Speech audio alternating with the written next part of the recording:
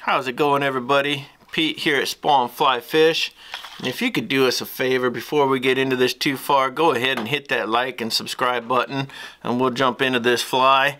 As you can see, not our traditional start with a hook in the vise here. I've got one of our spawn shanks. This is the 14mm, and what I'm going to do is tie a tail onto this shank and then attach that shank to the rear portion of the hook. So it's really going to give us a bunch of kick and motion and everything else, to especially when this fly is on the drop, just that added little come eat me kind of move that these Chum and Coho seem to love.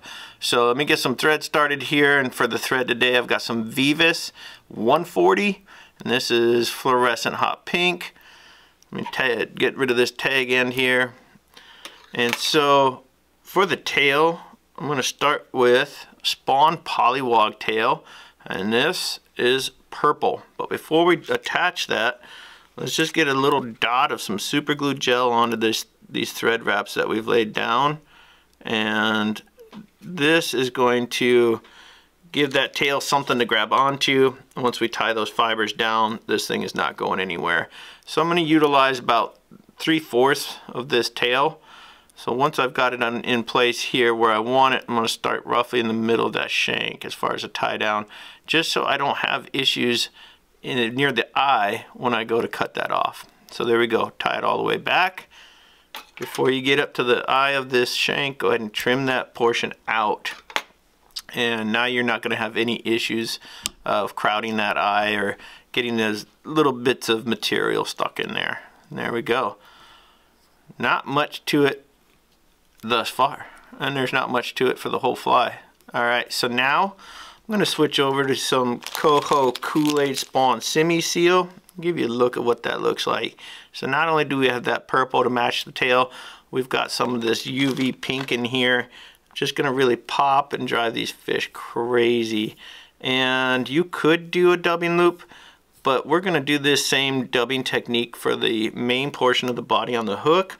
So I just want to maintain that profile of the body. So I'm not going to loop on this one.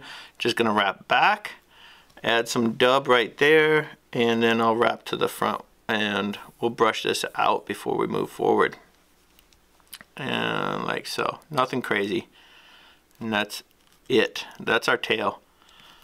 Put a couple whip finishes on this thing. We'll brush it out, and we'll be on to the body in no time. So not only is this fly really effective, it's simple to tie, and it's not very time consuming, so you can tie 5 or 6 if you have an evening to go fish and get after it. Cut that thread out. Just going to hit this with a little bit of some Loon Hardhead Clear just to protect those thread wraps and make this fly last as long as it possibly can.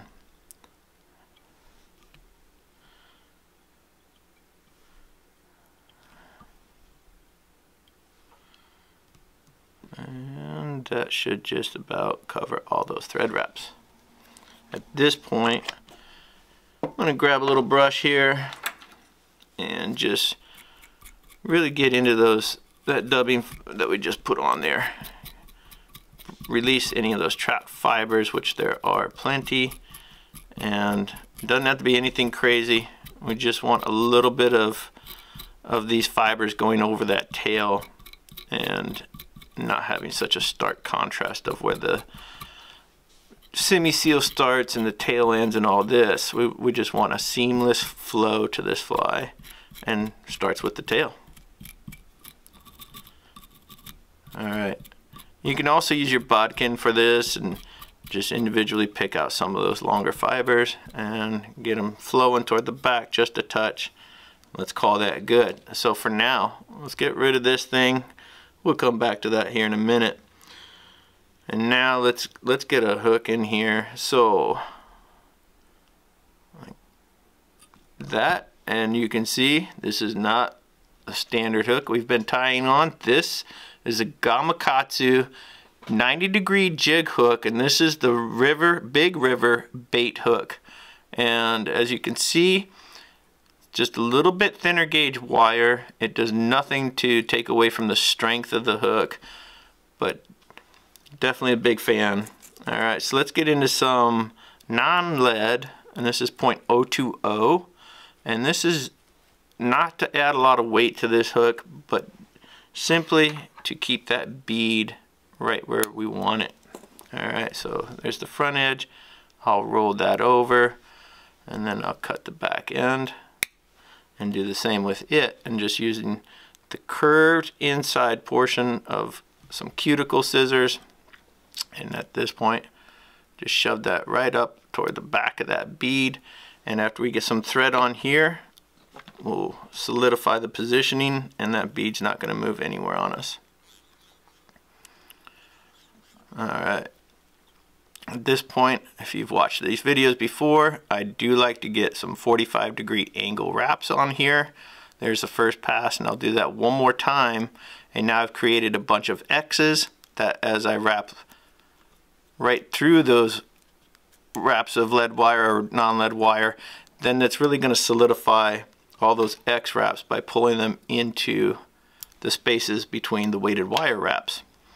Alright, so now I'm just going to continue all the way down this shank, so I've got a nice thread base. And the reason I need that thread base is so that when I add my spider wire here as a connector, then I'm going to use some super glue. And again, this is all about just building the strongest fly I can so that I can catch more than just a few of these monstrous salmon that are in the rivers right now. Because they're not nice to your flies, they're not nice to your fly rods, they're not nice to anything, they're just bruisers. Alright, so here's some spider wire, 30 pound. I've doubled it over and made a loop on the other end. So from right here, I'm just going to get this started, and I want to make sure this stays on the very bottom of the shank. Only just to keep that tail in line and the rest of your fly in line, and it's good practice for flies that you'll be tying later on that get a little bit more involved. So it's just good habit to get into. If a fly calls for something on top, put it on top. This is all practice for you for adding other materials. And the key for using spider wire, or if you're using intruder wire or anything like that, even mono, if you're using 2 strands off the back, just make sure they don't flip on you and start to twist, because then if you're orienting a stinger style hook, it could turn the wrong way, and even though you think you're tying it hook point up, it's riding hook point down, and it gets snagged very quickly, and that's just no fun for anybody. Alright, so now that we've got our connecting wire there, I'm going to grab some 3D beads, and these are the new purple from Hareline, and these are actually a gift from one of our good customers, Ron. Brought a couple of these in and just had to see it on a fly, and so Ron, here you go, purple beads coming at you. So I'm gonna put 2 of them, boom, like so. And now let's get back to this tail that we have already tied, and I'm just going to slip the loop through the eye of that. And at that point, making sure we pay attention, don't let it twist on us like it's trying to right there. And now I'm going to simply bring that end back through both beads, and at this point it's just a measure game of where I want those beads to sit and how far away from the hook. So typically I would put a bead width in the front and behind to allow the most movement. I just want to cinch this one so it's about half a bead on either side. I do want to control that a little bit more on this fly. It's still going to swing and kick off of there. I just don't want to leave it so far behind that it invites short strikes. Alright, so at this point you can see this is going to line up just fine. And now I'll come back with a little bit of that super glue gel, just a little kiss of it on there, and then smear it up and down a little, like so. Don't need much. And get the rest of that really tied down nice and securely. and let's work our way back up. And once I get to roughly where that weighted wire is, I'm going to take a couple thread wraps in front, and at this point I'll cut the looped end of that spider wire, and now there should be one on either side that we just tied forward, and we'll just bring those back down on the side of it on each side and wrap down again. So now you can see this is really strong, really in line. Everything's going to move nicely off the back. And before I get down there too far, I'm going to take these tag ends out and try my best to avoid that super glue with my scissors. Super glue is great unless it gets where you don't want it. And then, there we go. Now I'll continue tying down. Get those last little tag ends tied in there. Nothing to it. Alright, so at this point, all this super glue that's squeezed out, I'll just go ahead and hit that with my fingertips, make sure it's mashed in there and not going to affect our other materials that we add next. I am going to wrap all the rest of it down though. And there we go. So now what we need is something to cover up this connection that we made. Just keep it looking clean and everything else. So for this, I'm going for some Marabou. And this is fluorescent medium pink, and it's also UV. This is Nature Spirit. They're Fish Hunter Marabou and Spey.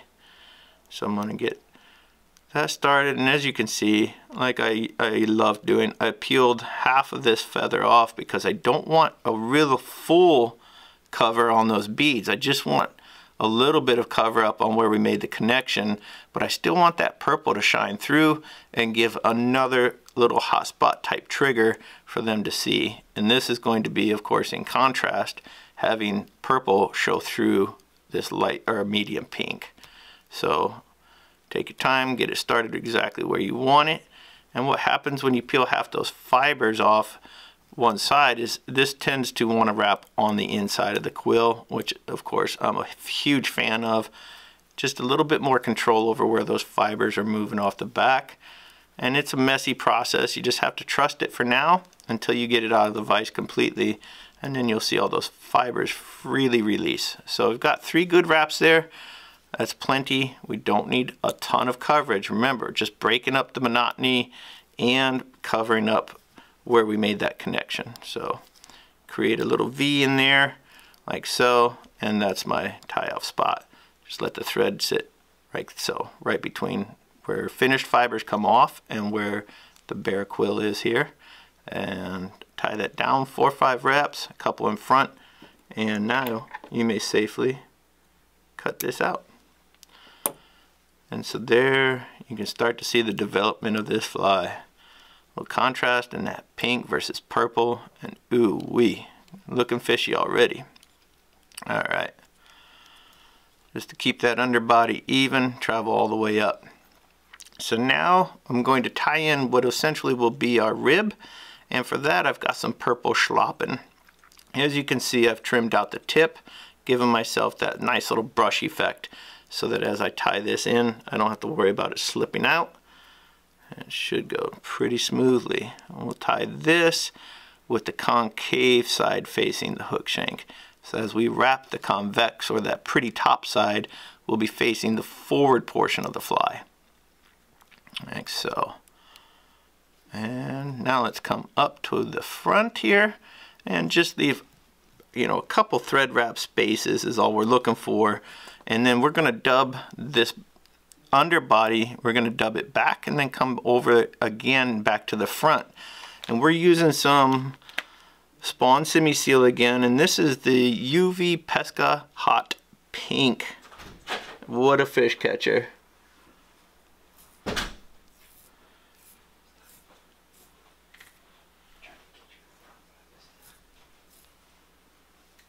Alright, so let's just get a bunch of that dubbed onto this noodle. Once you've got enough on there, slick that up a little bit, and we'll have to add some to this as we go too. Alright, there's a little bit there. Let's start wrapping this back. Touching wraps, if you get some that overlap, it's not the end of the world. Just going for something nice and pink that's also going to be a great receptor for this hackle when we start to rivet up the shank. Alright, one key move here, if there is one, right before I make that last wrap, I'm going to bring this schlop and feather forward and get one wrap behind where those fibers are going to start. And I know it seems silly, but the reason I do this is so that when I make that first wrap, I don't have to worry about it tracking back or forward. It's just going to stay home where I put it. And then it makes it much easier for me to be consistent if I'm tying 4 of these, if I'm tying 24. They're all going to be the same if you make the same moves every time. Alright, so now let's start wrapping this guy back up toward the hook eye. I'm going to need just a smidge more dub on there. Yeah, hook point works. That's good. Sharp. I think this will get us. And you see I'm right behind that bead now, but I'm not crowding it because we're still going to add something else to that. Alright, so now pick up that schlop and feather and get all those fibers pinched toward the back of the fly. And if you keep doing that with every wrap, then they'll all flow over the rear portion of the fly, which is what we really want. And this, we're palmering this forward with evenly spaced wraps, meaning there's going to be space in between. And ideally, this is a personal choice, but for myself, I'm looking to get roughly 5 wraps every time I do this. And if I can maintain that, when I look at changing sizes of a fly and all that, I already have an idea in my head of, okay, the proportion of the body versus thorax and all that. And it's just, it becomes an automatic. Alright, so now let's just tie this sucker off. Nothing to it. 3 good wraps. Pull it back. Get all those fibers out of the way and a couple wraps in front. And again, nothing's going to move on you if you do it that way. Alright. This is looking pretty fishy. If I were a Chum or Coho, I would definitely be all over this. Now let's turn this guy over and get into some flash. As you can see, we don't have any flash in here yet, but we're about to fix that. So, got some Krystal flash in purple. And as you can see, this is not a real dark purple. This is a pretty light purple. So it's going to make a nice segue between that purple that we've got tied in and the pink. And it'll just kind of fill in that mid-tone, if you will. Now for this, I'm just going to do the old fold over the thread at the midway point, bring it up on top, and tie it right down behind that bead. And before I go too crazy, I'm going to spread it out, mash it with my thumb on the top so that it spreads around just a little bit on the top portion of this fly, and then I'll continue tying down all the way like so. And as you can see here, a little space behind that bead. You know what that means. We've got another element. But before we get there, I'm looking at this flash. I'm going to bring it all up together and cut it at an angle. I don't want all these at the same length or anything like that. I'm just going to cut it so that as it falls, it's just reaching back on top of the first marabou feather that we tied in. Alright, let's finish this fly up, shall we? Here we've got another marabou feather. Again, I've stripped off, as you guys are looking at it, the left side, and prepared the tip with our little brush move so that it's easily tied in. And I'm going to turn this guy back over one more time here, and let's get this tied in.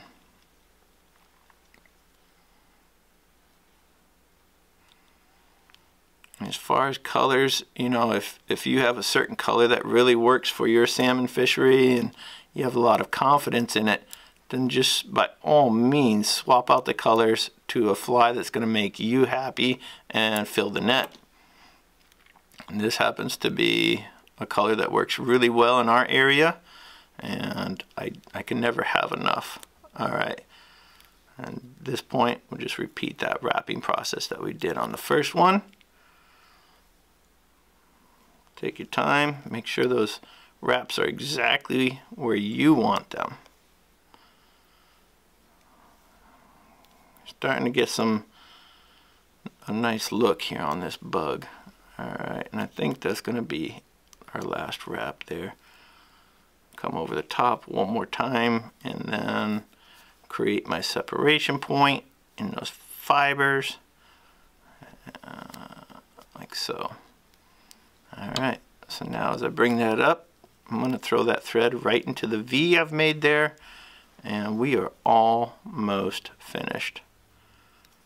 Add a little pressure as I go here,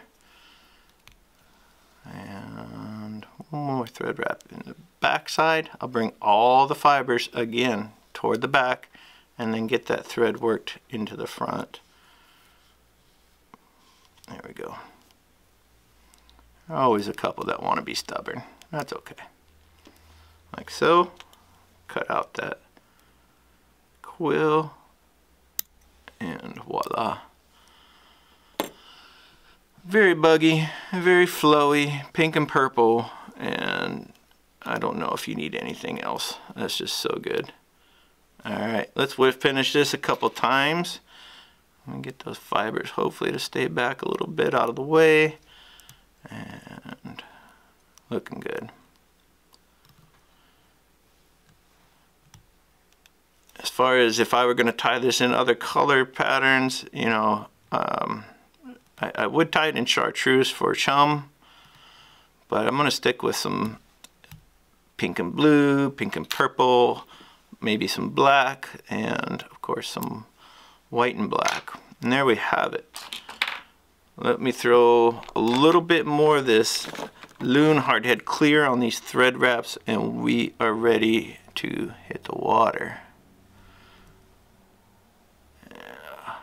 And again, with all cements or glues or anything like that, just do your very best to not get any of that into your feathers or what, because they love it and they'll grab it every chance they get, but it's not good for them. Mat them down and kind of ruin all that spacing and movement that you've put into this fly. And there we go. Nothing to it.